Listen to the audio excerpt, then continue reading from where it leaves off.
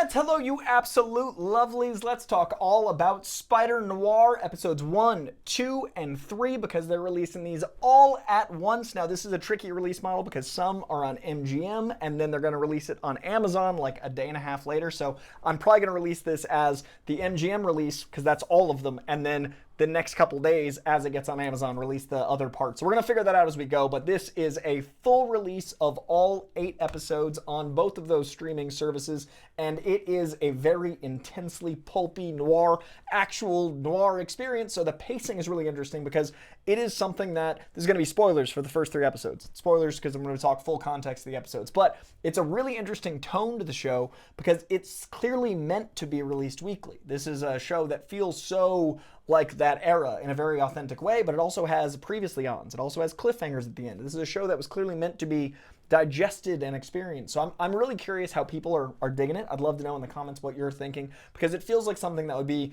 a water cooler conversation, but on the other side, it is something paced very much like the 1930s and 1940s. I was wondering when this got announced if it was going to feel like a Spider-Man show with a nice noir sheen on it, and especially with the Spider-Verse take, also by Nicolas Cage, being played up for comedy, how that would work long form. Instead, it is very much a noir pulp mystery, comma, with Spider-Man. And because it's a noir mystery, he drinks, he kills, it's very violent, very intense. He's actually not even Spider-Man, he's the Spider. And he's also not Peter Parker, he's Ben Reilly. So I'm sure a lot of that was legal stuff, and I'm wondering if a lot of that also is how certain villains were chosen.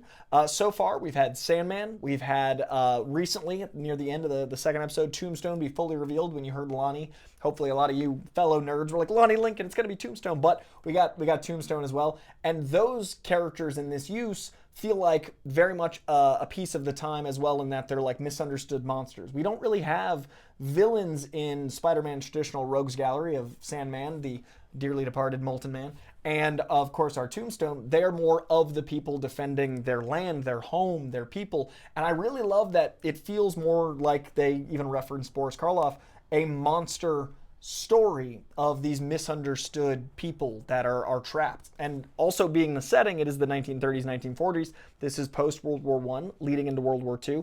Is it going to be like the Spider-Noir comics where he's fighting Nazis? Will these experiments done on these people be the result of Nazis? And how does that tie into the greater Silvermane story? So I'm really digging the Spider sense as a bit of a mechanism for the noir. It's not the traditional Spider sense in that it's just dodging bullets and making him aware of danger imminently. It also seems to be something that's guiding him on this mission when he thinks or emotionally attaches to these other mutated characters. Spider-Man's not a mutant, but these people that are being genetically modified, or whatever science experiment's been done to them, whatever's caused them this change against their will, there does seem to be some Spider sense tied to that as well. So it's a very different take, but I'm also noticing it's more of a monstrous take on Spider-Man in general. So I do think they're going to all be connected. And it's really fun to be watching a mystery show where your lead is part of the mystery. He's solving mysteries as a detective. He's the one navigating who did what and all those things. And it's really beautiful to see like an actual compelling mystery. Who's the rat in Silvermane's team, the marked bills, all the fun detective stuff. But you've also simultaneously, it's like a good dime store novel or a good pulp. You've got 2 mysteries at once that are going to turn out to be one mystery. So that's the mystery Ben Reilly's investigating, but we also have the mystery of how he relates, because we don't know, to these other characters, how he relates to the villains we've already met. Now, Molten Man is no longer with us. I'm shocked that we lost Molten Man in the first episode. He's not a huge character in the comics, but I'm a big fan. His first appearance in Amazing Spidey 30 was so hard to get in good conditions because it's printed on black paper, and it's easy to mess up 50-year-old, 60-year-old paper. Anyway, I got a connection to Molten Man because I quested for that first appearance for quite some time. But I was shocked to see him go, but it really humanizes the down on their luck people trying to navigate these monstrous changes. I love that Flint Marko feels very much like he does, and I think it's smart to make him the main one. He's like this dashing, debonair man of this time. Jack Houston crushing it. But in the comics, Flint Marko was a full-on villain, first introduced in Amazing Spider-Man number 4, and was just a bad guy. But with time and context and different writers, but also with us unraveling and uncovering who he was, we realize he's got a daughter and he's doing these petty crimes because he has to. And that's what all these villains feel like they are. People against their luck, people trapped in horrible situations. And what better time than that than in the age of Hoovervilles? What better time than that than when the Depression and Prohibition is ravaging America?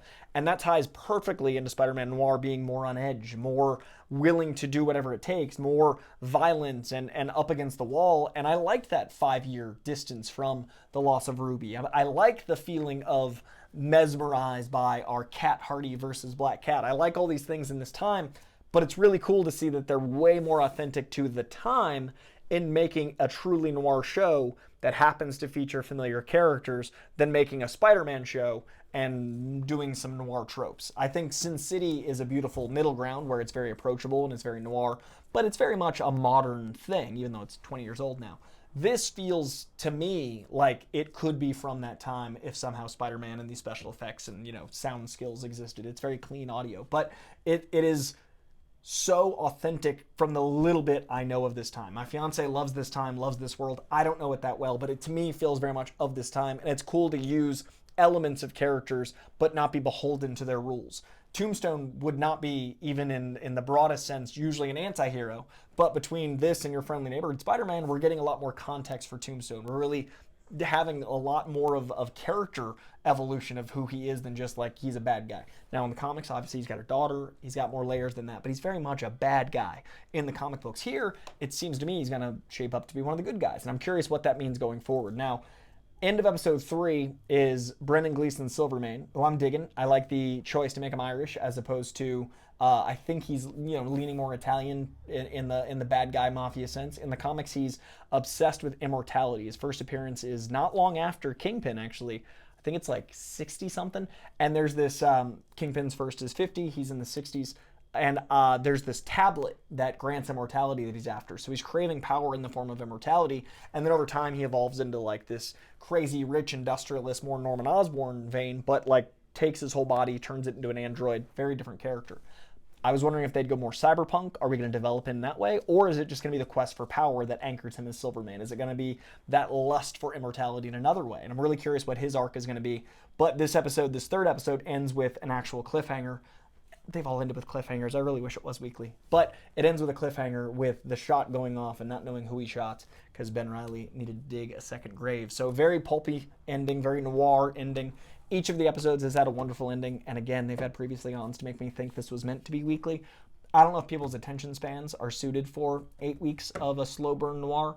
I don't know if 2 months would have kept people as engaged because our attention spans are different. But I'm personally watching the black and white over at Real Rejects. We're reacting to the black and white, so you can watch my reactions there as well as more reviews and more context, more conversation. But it is a very interesting take, and it's a very beautiful thing that we're entering an age of comic books where it can be the subject it wants to be, but set in a completely different setting that you expect, and it feels authentic to the setting, and then the character gets to be a totally different thing. So Robbie Robertson's also a highlight. Lamorne Morris is killing it. Lovely to see Robbie get some time in the sun. Really enjoying the newspaper elements of those things, and it is beautiful to see Spider-Man swing around like an Amazon show with a live-action Spider-Man swinging, and it looks awesome.